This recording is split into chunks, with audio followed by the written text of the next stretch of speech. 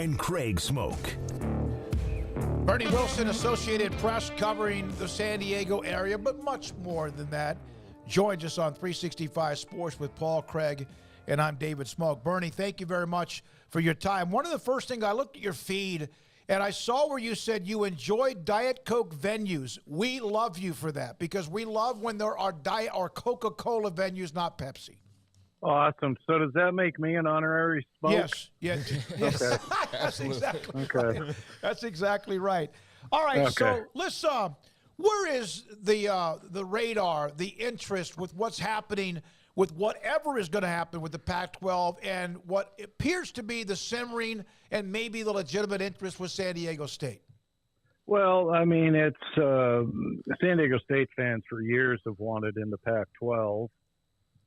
For obvious reasons, because the Mountain West is less than enthralling on many levels. In fact, you know why they named it the Mountain West Conference, guys? No, sir. Because Little League was already taken. But, you know, they've played in the shadow of UCLA and USC for decades, and they're, you know, they've wanted to be part of the club, and now it looks like they're going to get their wish. The only thing is, and for full disclosure, I have Pac-12 roots. My wife went to USC. Our youngest son went to UCLA. You know, the Pac-12 is losing its two marquee members.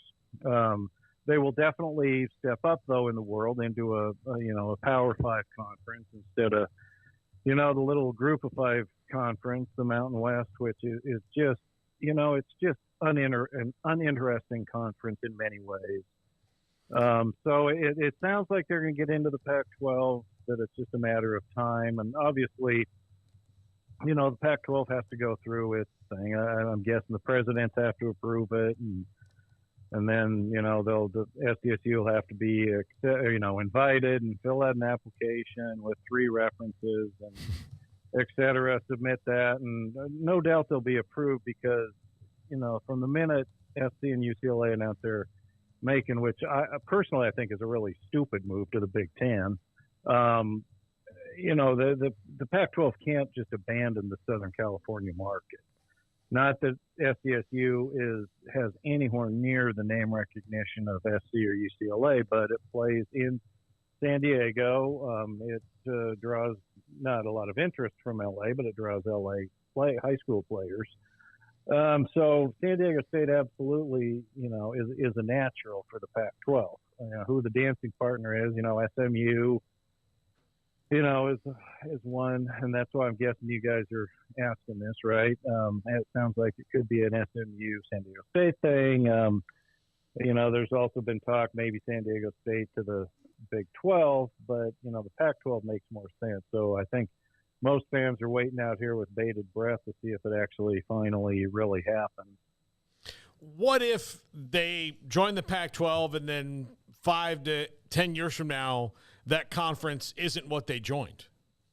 That could very well be. I love banter with, there's some special SDSU alums I have banter with on Twitter all the time because they know my Pac-12 affiliation, and they think SC is afraid to play him in football, and, you know, that UCLA doesn't want to play him in basketball. And so I like to joke that the 2029 Pac-12 football championship game will be between San Diego State and Portland State.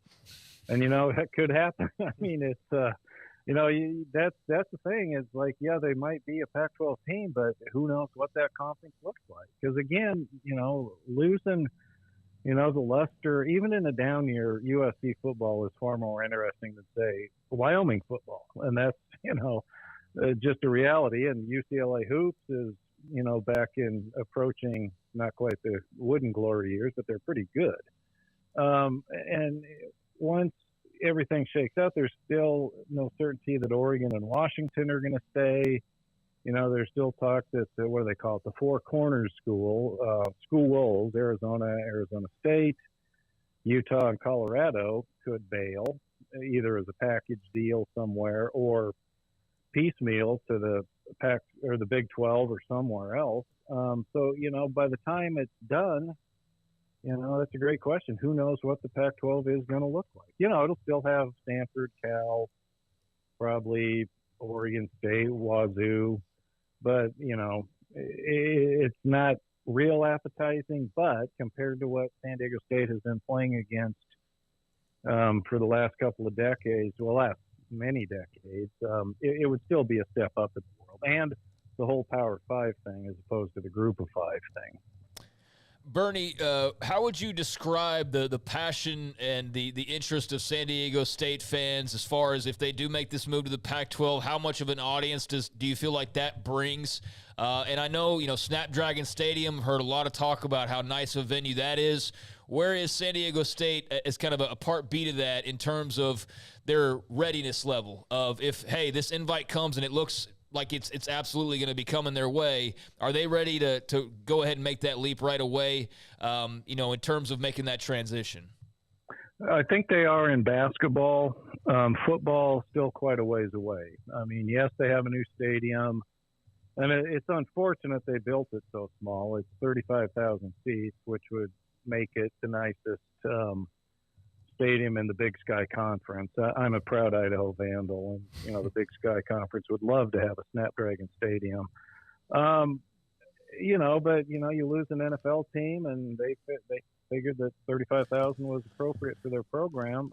I can't see a lot of teams being super excited to come here and play in a 35,000 seat stadium. Although Wazoo Stadium's about the same size, but it's clearly a basketball school at the moment, and it has been since Steve Fisher was hired there 23 years ago, and he's retired now. But Brian Dutcher, his longtime right-hand man, has pretty much kept the pace, and they're back in the top 25. And I think anybody who has half a brain cell left would say that an invitation to the big dance is far more important than an invitation to the Arizona Bowl or the Copper Bowl or whatever, the Fruit and Nut Bowl up in Northern California. So it's football, still has a ways to go. Basketball, they beat UCLA during the COVID season down here when there weren't any fans. They've beaten UCLA, USC, not in its current lineup though. I think they beat Stanford earlier this year, but football team has beaten some of the low-hanging fruit in the Pac-12, but I don't think the football team has a hard time hanging currently with some of the Mountain West teams. So basketball, yes, I think they could march right in, and they'd probably get whacked around a little bit, but they would also beat some teams. Football has a ways to go. Well, number 22 and number 20 in the latest poll, San Diego State obviously has done well with St. Mary's and Gonzaga and all that's going on out in that area for schools not a part of the Pac-12. Bernie, when the USC-UCLA story hit, where was that on the scale of interest in San Diego and, in your opinion, even in the L.A. market? Because we had those even that day in the next few days who said it wasn't even a blip on any local radio because it's such a pro-sports town. That L.A. is such a pro-sports town, you mean? Yeah. Yeah, I think they're probably right. I mean, down here it was huge news because long-suffering San Diego State fans saw that as a way for them to finally get into the conference. There's no love lost between San Diego and LA. I've lived in both cities. The LA sports market is fabulous. I mean, they're 10 professional teams, 2 Pac-12 schools, unbelievable. It's just hard to live there. San Diego, great place to live. And until the Padres have turned it on recently, just an abjectly awful sports town. I mean, San Diego's lost 2 NBA teams, lost an NFL team. The Padres have been awful for the better part of 2 decades until recently. So down here it was huge news because, again, SDSU fans finally saw it as their easy way into the Pac-12 because there's been this belief over the years that USC has had some influence in trying to keep the SDSU out of the Pac-12. UCLA, not so much because UCLA is a public school. USC is private. It can do what it wants. Who knows if any of that's true. It was big news down here, and I'm sure that SC and UCLA fans and alums up in LA probably I don't know how they reacted. I would have rolled my eyes because,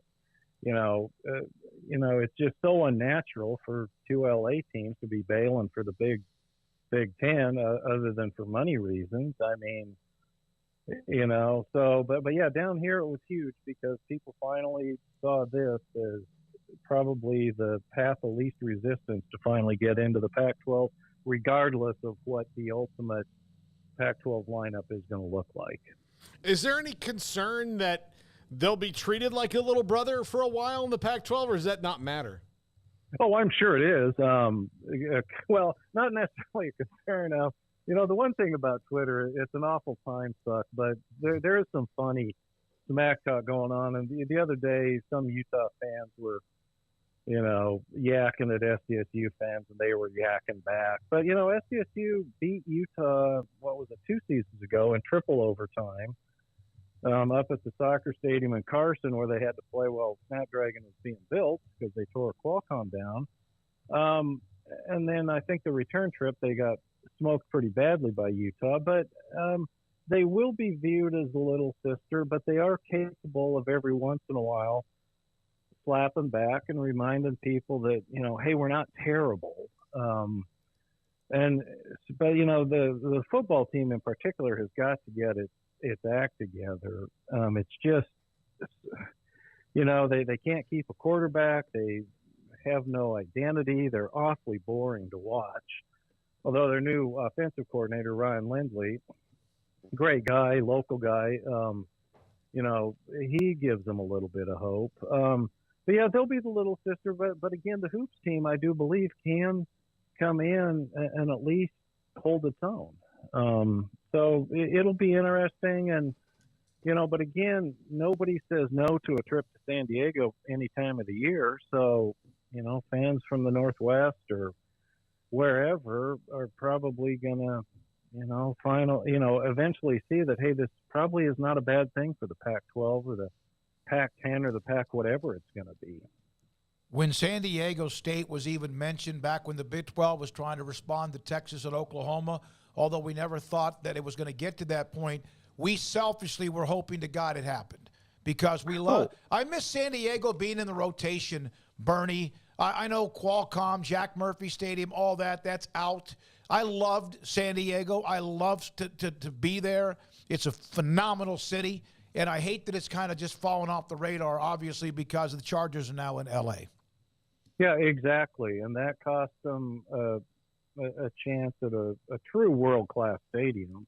I mean, again, Snapdragon's nice, but it's 35,000 seats, and they sold the bill of goods. Well, we can expand it to 55,000 and get an NFL team. It's like, no, that's not how NFL teams operate.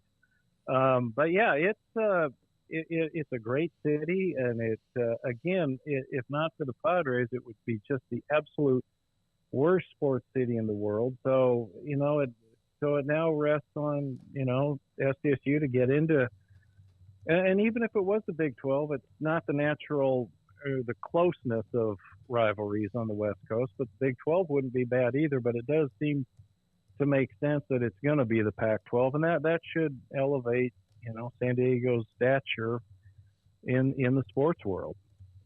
Bernie, thank you very much. Yu Darvish, a couple of San Diego notes, if you don't mind. Yu Darvish. No, not at all. Redone. Don Coryell to the Pro Football Hall of Fame. I'm thrilled with that. Joe Gibbs, of course, had connection. I love the Washington Redskins, now the Commanders, when Gibbs was there, still do. But Don Coryell, to me, was always one of those that didn't get enough credit for how forward-thinking he was with the passing game and the intricacies of what they did with the Chargers. Yeah, it's nice that he's finally getting in. It's just sad that it's, long overdue, and he died 13 years ago. Just a real quick story at his memorial service, which was so big that it was held at FDSU's basketball arena. John Madden spoke. He was a Coryell disciple, or whatever you want to say. Came from the Coryell tree. Madden made the comment that he was sitting down front with Joe Gibbs and Dan Fouts, and all three of those guys were in the Hall of Fame because of Coryell, who wasn't in the Hall of Fame. So, he's finally getting his due. It's just long overdue. Thanks for your time, Bernie. We appreciate you very much for the insight and knowledge. Anytime, guys, and keep that Diet Coke flowing. Yes, sir. Bernie Wilson, Associated Press, and there you go with